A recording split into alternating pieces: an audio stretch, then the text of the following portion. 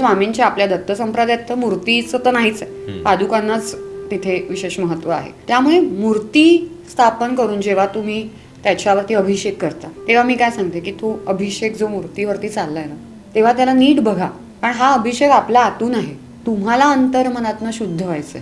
आपण त्याला हे जे प्रेम देतोय की सकाळी उठल्यानंतर, म्हणजे जसं मी म्हटलं की पहिला चहा ठेवला, त्यांना आंघोळ घातली, म्हणजे एक साधारणतः पूजा करायचं तत्व मी तर म्हणेन की म्हणजे जसं आई बाळाला सांभाळते तसंच तुम्ही देवाला सांभाळा.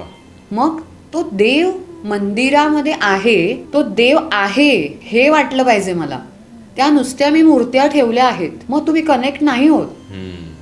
कारण तुम्ही प्राणप्रतिष्ठा तर करून घेताय, बरोबर. आणि भलेही तुम्ही चला मी म्हणेन काही जणांना माहित नसेल त्या गोष्टी, प्राणप्रतिष्ठा केली नसेल, मूर्ती आणून ठेवली, पण त्या भावातनं सुद्धा त्याच्यात जीव निर्माण होतो.